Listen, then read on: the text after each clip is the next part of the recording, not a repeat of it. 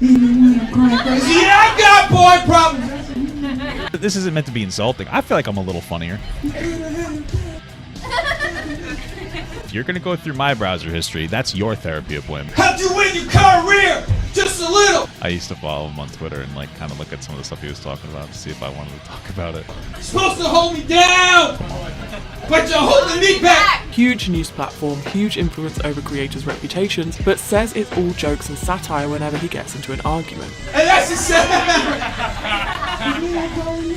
I mean, listen, if Sunny V2 can get away with being horribly transphobic and just not responding to what everybody says and just move forward, it's an inspiration to all of us, really.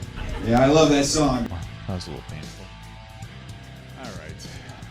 Listen, I'm a little bored today, and someone sent this video. It is a Death Noodles video. We are just watching it. It's by Uncle Herman. Interesting. I don't know why to give me a giggle. This isn't really meant to be like a, elongate the feud thing. It's more of just like I'm just kind of bored and there's nothing to talk about. And I'm kind of curious about the collection. Personally, no particular interest in really ever talking to Dennis ever again, but everybody can move on from their own stuff. And, whatever. We've all made mistakes. It is what it is, I just, so if you want to go check him out or something, I don't know how his channel's doing. Be my guest. You do you, make your own decision. Do whatever you want to do, brother. You know what I mean? So let's watch this. It's how Def Noodles accidentally orchestrated his own downfall. Hey, it's your Uncle Herman here, and I'm still an alpha male. What is up with the voice? What the heck? Okay, interesting. Okay. If you're on this side of YouTube enough, you will have heard of Def Noodles, Sure. the internet persona of also, somebody told me that I'm in this video. This is, of course. I mean, I'm so vain that I'll watch anything with me in it. Dennis Faitosa, who runs a YouTube drama and commentary channel that until fairly recently was pretty... Didn't he restart on a new channel or rebrand something? I have no idea, did he? I guess good for him, I guess everybody's copying me. Everybody's copying me, bro. Successful. Around the lockdown era of YouTube, Dennis's channel was fast growing, and the channel, along with his Twitter, became a... Hey man, that's everybody, you know what I mean? Like that was crazy. We blew up so fast and now we need another one of those. We need more views to go around. top source for YouTube and internet drama and news. But in the past year, he's tried to branch out into his true passion, which is stand-up comedy, and his obsession with... I will say, there is stand-up is hard, and I can respect that, but I think that if you wanted better reception, maybe don't be so rude to people. That's all I have to say, you know what I mean? I feel like and this isn't meant to be insulting. I feel like I'm a little funnier. I feel like I think I'm okay. I don't know if I could do stand up, but that's a difficult trade. But that's where Dennis and I stand together. Neither of us can really do stand up. With comedy and satire has ultimately led to his self-inflicted downfall, in which he's fallen from being a fairly reputable news source to being a parody of himself. But before we get into it, They call that the Flanders effect, guys. Somebody wrote Dennis just like a sitcom TV show. Okay? That's what it comes down to.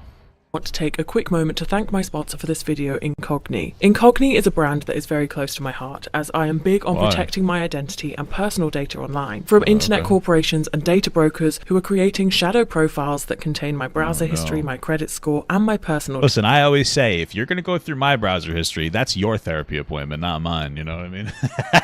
details. Data brokers are sharing this information that they have on you with companies, banks, and other institutions that benefit from having your data on file. It's honestly scary how easy it is for corporations to access our data, and having this data available makes us more vulnerable to hacking, cyber attacks, and even identity theft. Incogni are working with the GDPR and CCPA and other applicable privacy laws to make data brokers remove your personal information from their databases and provide affordable and effective data removal, so you can rest easy knowing that your personal data is not being viewed online by strangers. So I'm glad that I can share Incogni with you guys and help you protect yourselves online. It's super easy to download, and with my my discount code. Flanderization, not the Flanders effect. Okay, because those two things aren't the same. We have. Are you gatekeeping now? They say, oh, I didn't use the right Flander. Oh, it's Flanderization. Papa got. Okay, you knew what I meant. Okay, you don't have to be rude. You silly goose. You can get this level of protection cheaper than your Netflix subscription. Just click the link that's kind of expensive now, so in the description and use the code Uncle Herman for 60% off. And thank you again to Incogni for sponsoring this video. So Dennis created his Def Noodles account in 2018 and started to gain attention as an internet watchdog account, posting quick breakdowns of internet drama. As his YouTube grew, so did his Twitter account, and he quickly became an internet news source, especially on Twitter, and he went semi- That's true. I remember at one point, like, before the feud, I used to follow him on Twitter and, like, kind of look at some of the stuff he was talking about to see if I wanted to talk about it. This is real. It's true. It's true stuff. Viral in 2020 when the pandemic hit. But before YouTube, he was trying his hand at stand-up comedy and would try and promote it on social media, but it never quite got the same amount of attention as his reports on internet drama, despite this video of him doing stand-up being his pinned tweet for at least a year. Even when I'm crying crazy, I got boy problems. I mean, it's a little fitting, right? There's some. I think that Lizzo and Death Noodles have some similar allegations. You know. But hey, listen. You know what? I hope that they beat the allegations. Okay, that's all I have to say. I hope that they beat them. I hope that they beat them. Actually, people got really mad at me because I have a video where, like, I think Dennis's girl, one of the girls came forward about how Dennis was, like, such a bad guy and listed off, like, a bunch of different, like, work ways in which he was, like, so bad. And I was like, yeah, you know, some of it seems kind of bad, but it seems kind of sensationalized. And I feel like part of this is just because Dennis is in a bad spot and people got really upset with that thing. You know, it's weird. People get very invested in some petty YouTube drama sometimes, bro.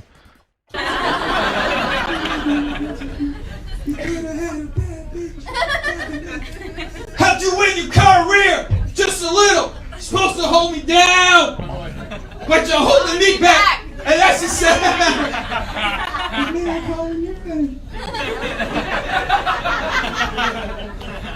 Yeah, I love that song. You guys love it too. Apparently, someone was singing with me. That's great.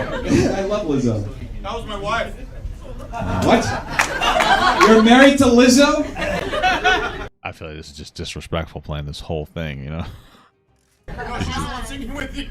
Oh, okay. Oh, it's not a good sign, buddy. Not a good sign. That was your wife.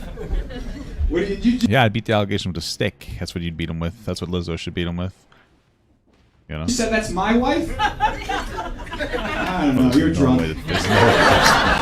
There's And no way so it's he playing decided this to go long. full-time internet commentator, but he never quite left his comedy behind, and when faced with criticism simply says that he's playing a character, that it's satire like the Colbert Report. Unfortunately though, all he was doing was really posting headlines, and you can't really call that satire. You kind of have to make a joke or have a satirical take in order for it to be taken as a joke. Yeah, I mean, it helps if you have, like, an audience that enjoys your brand of humor as well, you know? You know, and there was some, you know, Dennis was very, or we'll say Def Noodles, he's very good at being the first to, and I'm not even like, this isn't even necessarily a criticism. I mean, there is an issue with breaking news content, potentially getting things wrong. I mean, you look at things like the Little Tay situation where, like, people, like, you know, Fatozzi borderline crying. I'm like, I think Little Tay might be actually pissed. It's like, okay, wait a day. You know what I mean? Then maybe this isn't real. But, you know, he was very good at collecting a bunch of information. He'd wake up in the morning, collect a bunch of information, make a video, and then have it released. I mean, he was good at that. He was good at, like, that infrastructure side more than anything else. However, most of the things that he's gone viral for is just compiling allegations against creators like James Charles and David Dobrik and just tweeting headlines. Tweeting a thread of allegations is not really a comedic take as much as he wants to be a comedian. He says the page is satire and that he only tweets facts and not opinion. He presents news like a journalist, but is desperate. Yeah, I mean, I think it was pretty clear that he would use jokes as, like, a shield. You know, like, things can be jokes, but again, like, there's something that people need to understand. It's like, first of all, just because something is a joke doesn't mean that it's not necessarily, like, harmful, I guess, or something. And a lot of people, especially like let's look at George Carlin and other comedians. They use like humor as a way to drive a particular point. So just because you say something that's a joke doesn't mean that you don't mean it.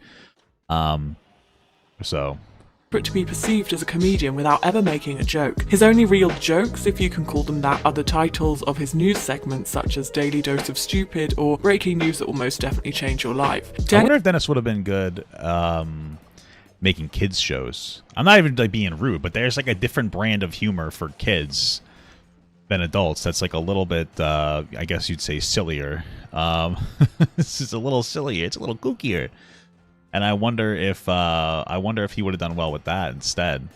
You know, if he made what do they call those things? What Elsagate? Maybe he would have been a good Elsagate YouTuber, or maybe he could have been a co-writer on the show Bluey. Never seen it before. Seems overrated.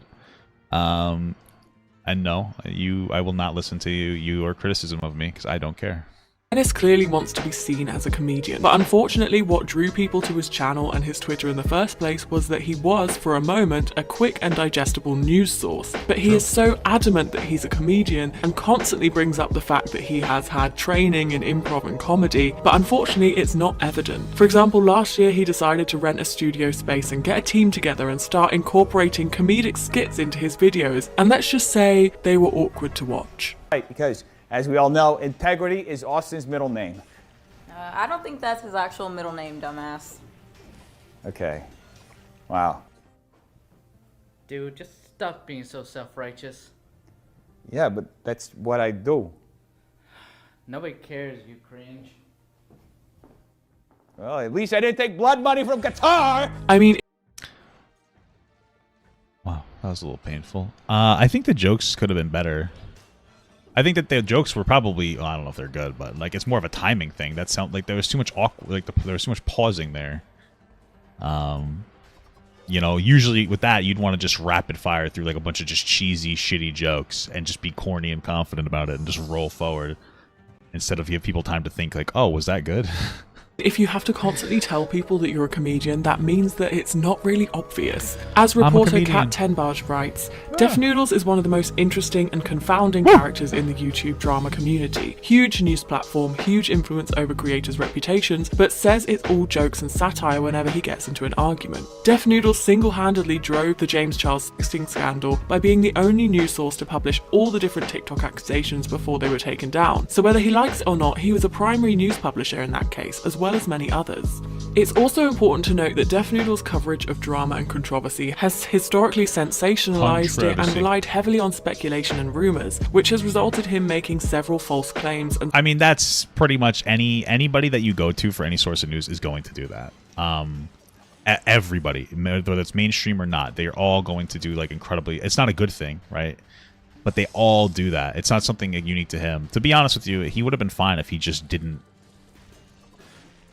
like accept criticism. Like, honestly, I know that sounds weird, but if he just ignored criticism, he would have been fine. To be honest with you, he could probably go back to doing irrelevant news tomorrow and like he wouldn't get right back on top, but like if he just carried himself in a way, he would just get his views back in like 6 months. He'd be back to normal, maybe be fine again. But maybe there might have been like a stress of being the first to report on something and then just getting so frustrated with getting criticism. That's just probably more than anything else. But ooh, Box Lunch is getting brand new beds. Let's go there. And spreading misinformation, which has damaged the reputations of people that he was reporting on. For example, now I know this is so fucking stupid, dude. I hate that I'm gonna say this, but like I feel bad for this guy. And you know, I feel bad because I've been in like different cancellations too, and it's like, you know what I mean? It's just rough. I feel bad. You know, we've all been there. It's just, it sucks. You know, it's like it's so you know what it is. It can be very difficult to navigate YouTube or any social media as somebody who is like popular or been popular. And whether I want to admit it or not, I mean, let's be fucking real. Like, I think maybe Dennis and I are just not good at being very popular. It's hard.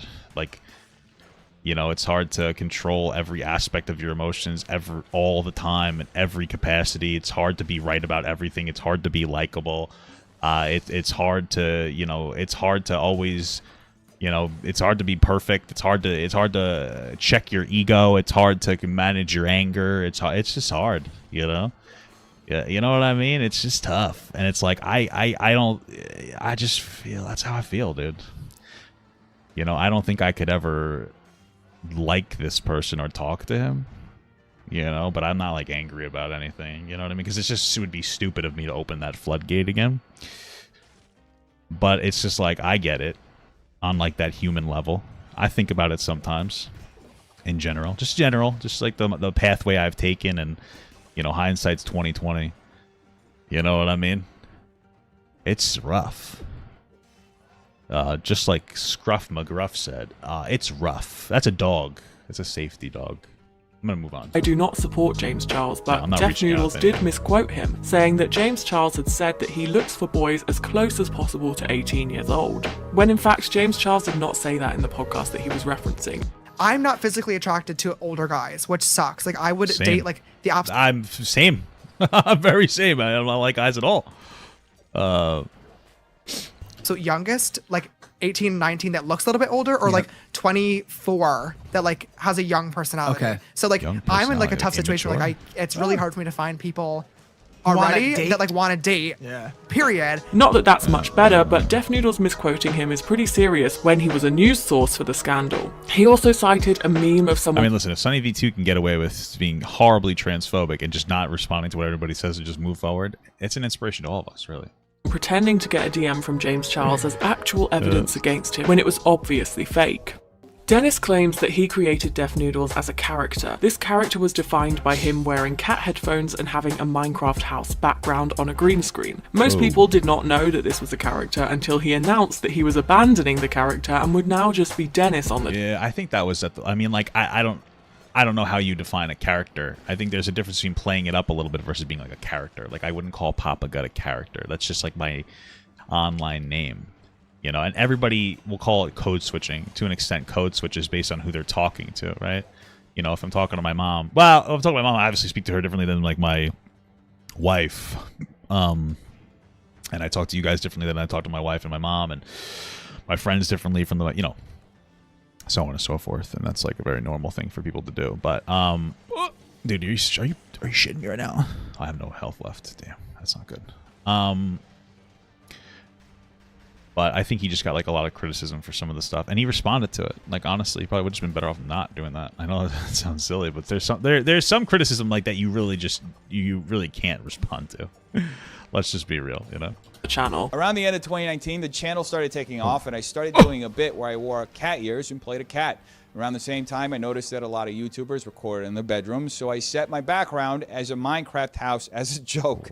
My channel grew relatively quickly over the next year under this setup, which I eventually moved on from in the summer of 2021 when I started feeling constrained by the format. You know, the Minecraft cat bit was fun, but at some point I wanted to be able to talk outside of the character and from my own perspective, but my loyalty to the bit made it really hard for me to break characters, so I just killed the cat. Armadillo I'm pack. sure a lot of you remember when that happened. So over the next year, I continued to do what I had been doing, still with a green screen, still with a sarcastic and sardonic point of view, but this time it was me and not a cat, which was great. Crazy. Which brings me to today. I am clearly not in front of a green screen. I am also not sitting at a desk anymore. I am standing in a commercial space that I rented with the intent of using to not only expand the production of these videos, but to also eventually house shows and live tapings of the show. He says that supposedly he found it hard to be loyal to the character and not say his own opinions, but there seems to be no change or recognizable difference between his opinions and that of this character. So it begs the question of whether Hey, there's no cat ears, okay? That's the biggest difference. it was a character at all or whether he was just wearing headphones with cat ears. Since he's made the transition, the content has pretty much been the same. He just doesn't wear the cat ear headphones and has a different background. So I'm going to start by recapping the Papa Gut drama. Oh, it's this me. is where Def Noodles started to lose a lot of his credibility and subsequently his audience. So Papa Gut is a commentary YouTuber who criticized Def Noodles' approach to the B family drama and invited him onto his channel to debate their Yeah, like a quick rundown is that the B family, like this is the situation that happened, right? There was the B family.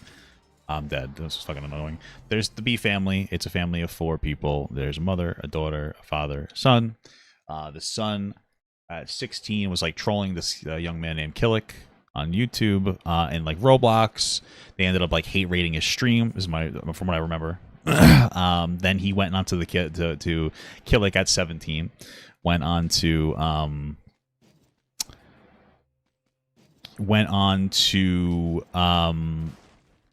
his Instagram, the B family Instagram. Started making fun of him. Started saying stuff about like his mom. So stupid. So childish. Started making comments about his sister.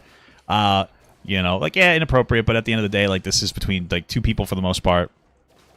You know, both people doing bad things. Like 8 months later, he told his mom about what happened. The mom and dad sensationalized it, like aged him to 19 for some weird reason, even though he was 17. Give me a second. Oh, sorry about that. It said he was 16 in his Twitter, which is the only thing with any identifiable information on it. But they didn't, you know, they didn't look through that. It said he was 17 on his Instagram, but it was in one of the 10 posts that he had. They went on there. They still said that. They said that, I think that Killick said that the girl, oh, your sister must be a porn star or something. And the reason that he said that is he thought that she was older, by the way, which people don't, like, because she had commented under, there's like so much weird stuff. He found her, Killick found her because she commented on one of the B-Boys videos, or excuse me, Instagram posts, like, oh, happy birthday to my younger brother. So she's like, oh, he thought that she was older. Reasonable assumption.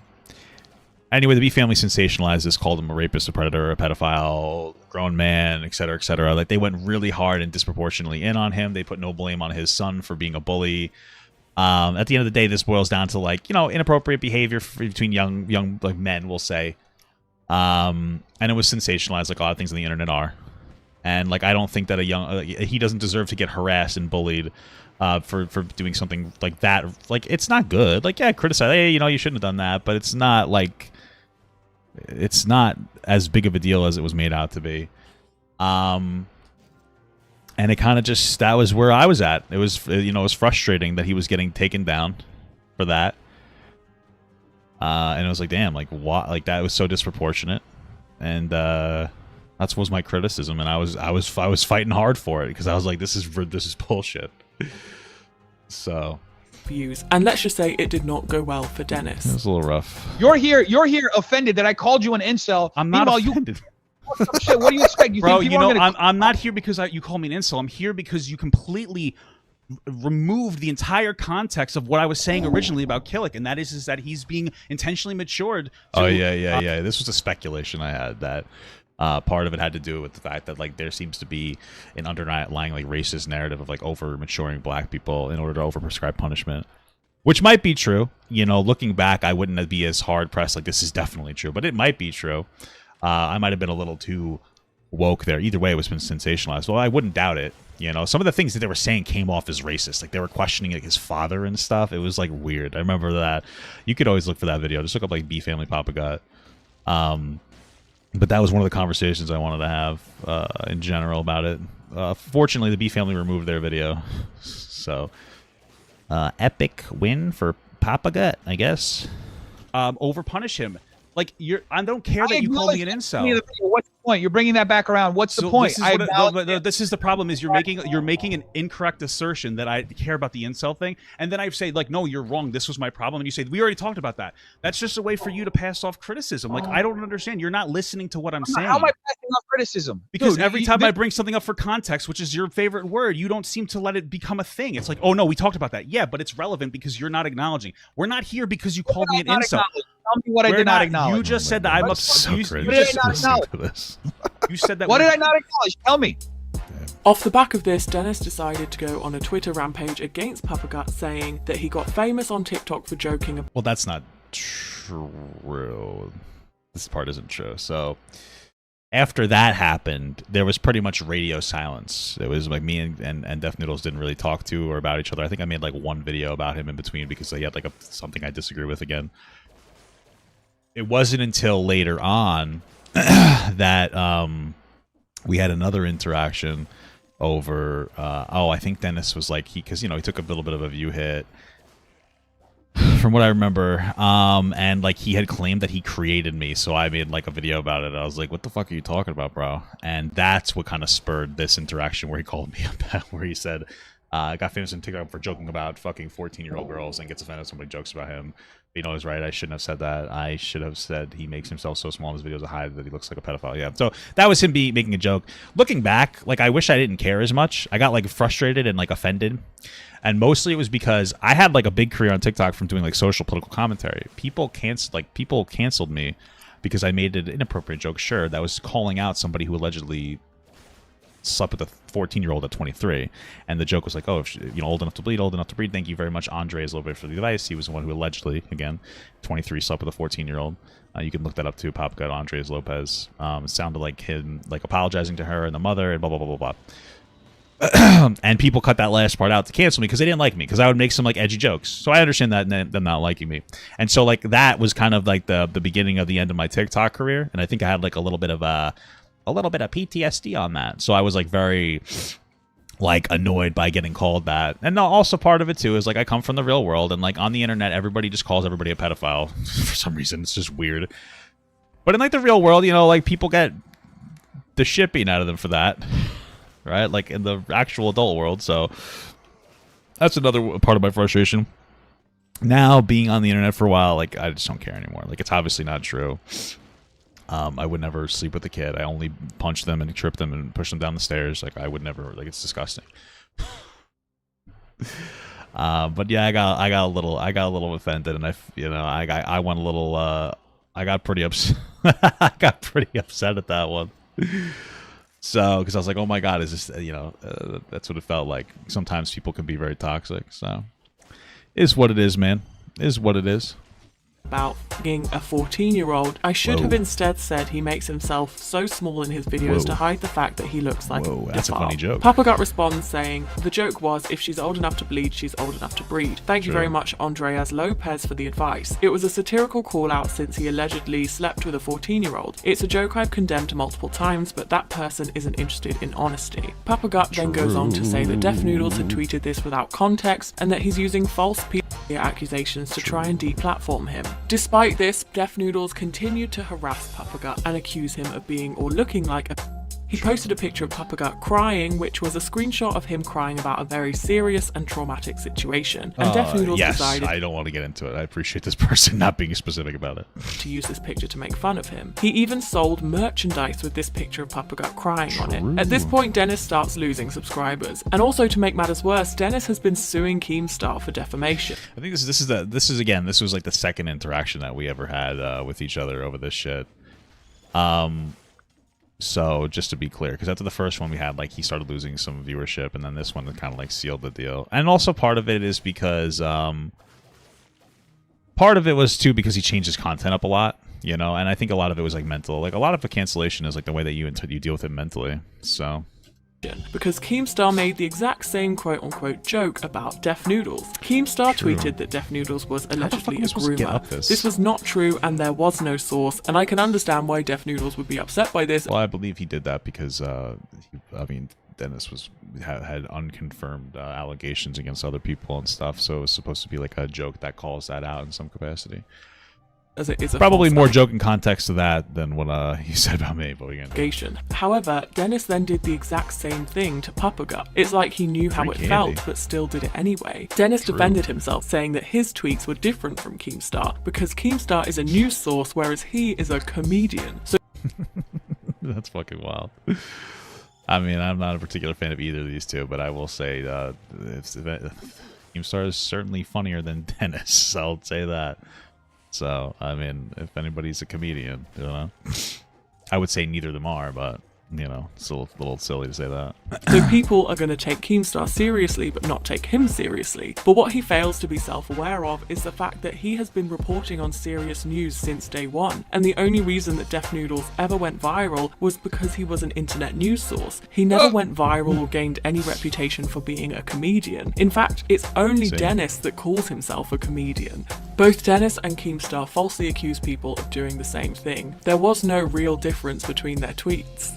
As all of this was going on, Dennis went online with a video titled "Addressing the Allegations Made Against Me," but instead of addressing anything, he tried to make a super funny joke.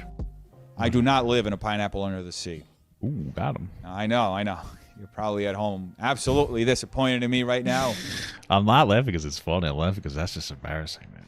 Punching the air saying, "This motherfucking Brazilian fooled me. I thought he was SpongeBob." But sadly, I'm not. Nor am I a cat in a... I just don't understand the relevance of that. Like, what's the... Usually, like, you'd want to do a link to something else that people were, like, calling you or something. I don't know. A Minecraft house? No, I'm not actually 37. That's what I would have said.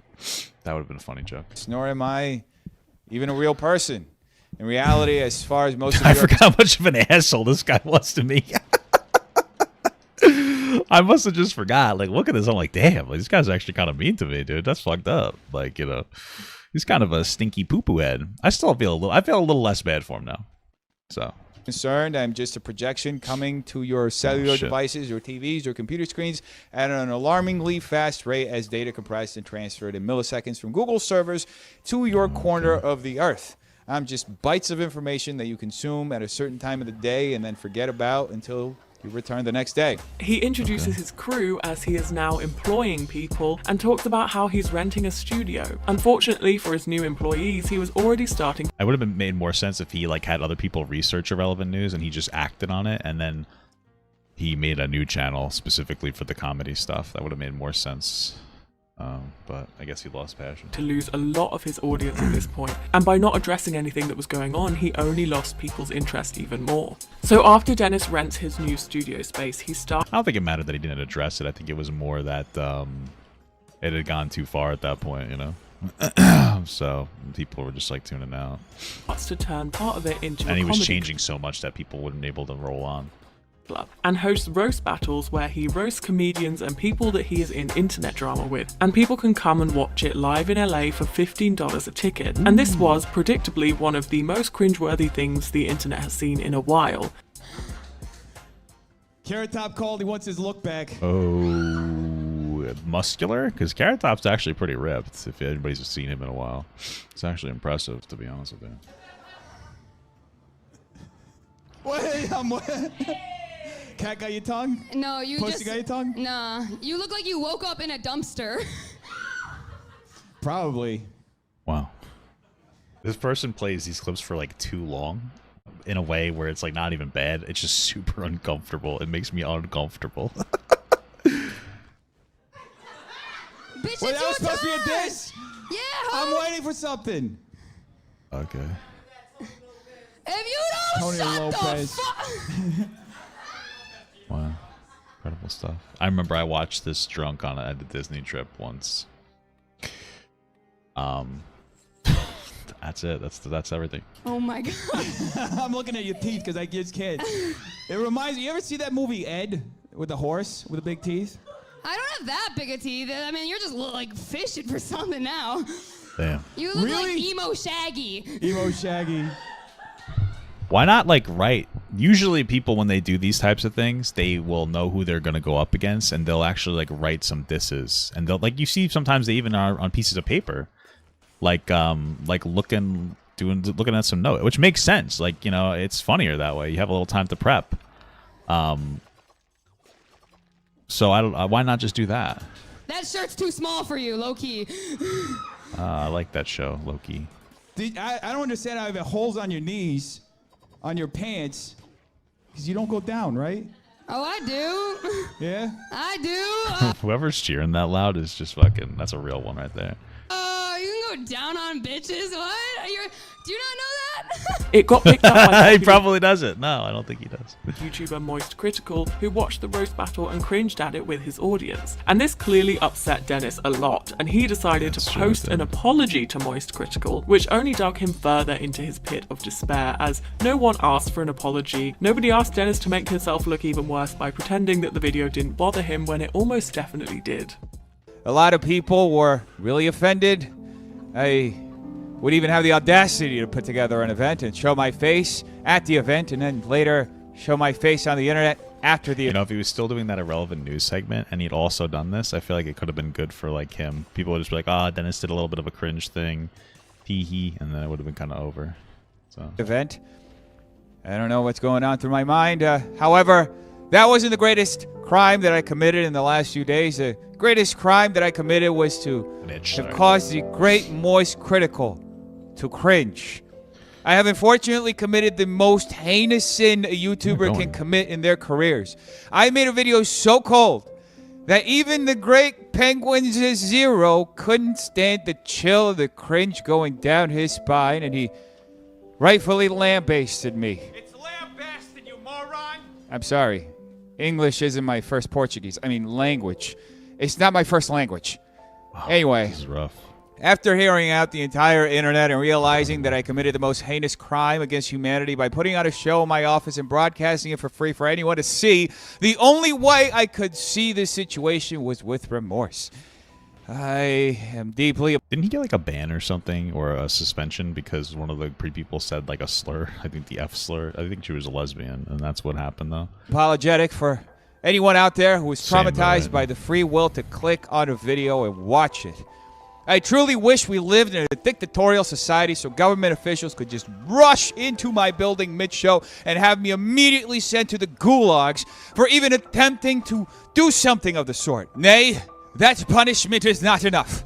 Unfortunately, Dennis could not handle being roasted himself and did not like the negative attention that he was getting from Moist Criticals, who of course watched his apology video and made fun of it because at this point Dennis was just giving him free cringe content. Dennis has since continued to do his roast battles, inviting people to come and roast him to his face. Unfortunately though, he is not good at it. He has other skills, sure. I don't think he does the roast battle stuff anymore. I thought that he gave everything up. Like, isn't he getting sued by his like former employees or something? And I think one of his employees called him racist now, because I think that employee that just calls everybody racist that doesn't agree with him. So everybody's just racist if you don't agree with that guy. So, you know, isn't that what it is? To be mean, it's just that comedy is clearly not one of his skills. At least not yet. Maybe if he spent a few years out of the spotlight trying to work on it, he would get somewhere. But trying and failing so publicly... He did go to the same college as Chevy Chase, apparently, or something like that, so... That's why he's so funny. Although Chevy Chase was like a real asshole. I don't know if people know that, but he was like a real dick to people. They didn't even like him on SNL. It's unfortunately very hard to watch for your audience. At this point, Dennis has become extremely resentful and hard to watch, and has been consistently losing tens and thousands of subscribers for a while now. A lot of people over the past year and a half have been saying that he should quit, not just for their sake, but for his sake, as it's hard to watch someone continuously embarrass themselves and alienate. My thing is like, what is he even making money from anymore? Like, there's no way he's making enough money to like afford living in LA, so he must be using someone else's money or something to still afford to live there. That's my thing. Their audience and carry on as if everything is fine and nothing has changed. In February earlier this year, Dennis uploaded a video titled About Last Year, where he talks about 2022 and how he has regrets. He also starts to apologize for his unfair responses in the past. 2022 was a very eventful year for me, especially the latter half. And I can say without a shadow of a doubt that there are a lot of the decisions that I made in the second half of 2022 that I would take back in a heartbeat. I have Where the fuck do I go to a get lot out of of here? regrets. Too many to count in two hands. And where the fuck do I go here? I do think that it's appropriate to take some time right now to thank all the people who have stood by me in that whirlwind and hurricane of a situation, as well as apologize to all the people that I have offended. There were, in the middle of everything I was doing, a few situations where I unfairly responded in a way that was unbecoming, and that not only do I regret, but I don't believe fully represents the kind of person that I am. This was part of his apology tour, where he suddenly started to try and make sincere apologies for his mistakes, rather than the I mean, we don't know if they're necessarily sincere, but maybe they're sarcastic and embarrassing ones that he's been known for in the past. Reading the comment section of this video, we can see a lot of his genuine fans had turned against him by this point. One person says, "It sucks for real because I was a big fan, and it's like you just did a straight up 180 one day and changed everything enjoyable. Irrelevant news had it all. Great topics, insightful yet hilarious takes. You had the ability to be lighthearted." Wow. That's a plant. That's not a real person, dude. That's a robot responding right now. Started yet firm on all of your views. I don't know why, but I'm sorry you sabotaged yourself. Hopefully one day you can bounce back, but we all know the odds of that happening. Another person says, I love all of you. No, you called us all freaks and told us to unalive ourselves if we dared call you out for your obvious bad behavior. So then we get to a few weeks ago when Dennis uploads a video titled Should I Quit, where he talks genuinely to the few people who are still around on his channel about how a lot of people have been saying that he needs to quit and that he's losing a lot of subscribers. I've lost overall on this YouTube channel about 75,000 subscribers. It's a little over 10% of the following that I had on my podcast channel. I lost, I think, 7,500. Funny, it's kind of the numbers match up. This is so low. A lot of people in the comments and on social media in general have said, why don't you quit? Good question. This would have made me quit going through what you've went through. Sounds a little bit victim-y on that, but okay. Why are you still here? Oh my God, Death Noodles still exists? His comedy club is still there? Why is he still doing this? He's irrelevant. Nobody watches him. He barely breaks 3,000 views a video. Peace. And yeah, that's all true. Those are pretty reasonable sentiments to have. A few days later, he posts again on the channel saying that his channel is dead and that he will now be uploading on a new channel. This new channel that he has set up currently stands at nearly 2,000 subscribers, and his views are pretty much the same as what he was getting on his old channel, if not a bit less. He's gone back to talking about... if it's similar, it's probably better. Maybe you could restart like a fresh channel, so maybe it's not that big of a deal. Def Noodles anew, is that what it's called? Okay, let's see what we got here. Ah, okay. Got some different stuff. Yeah, I mean, it seems comparable. He's posting a lot more every day, though. 1, 2, 3, 4, 5, like 4 videos a day. That's the way to do it. Shit post until you make it.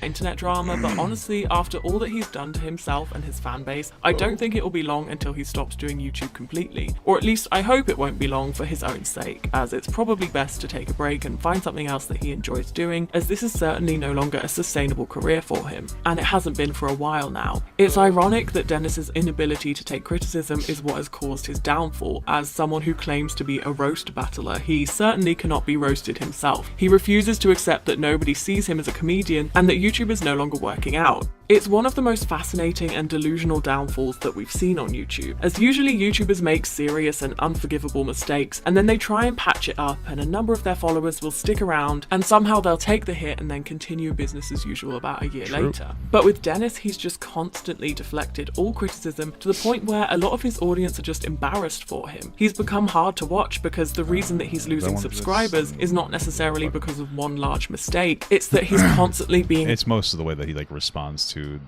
shit, honestly. Aggressive and deflective and trying to prove to everyone that he's a really funny comedian without ever making a joke. And all of his audience members and previous fans have lost any respect that they once had for him.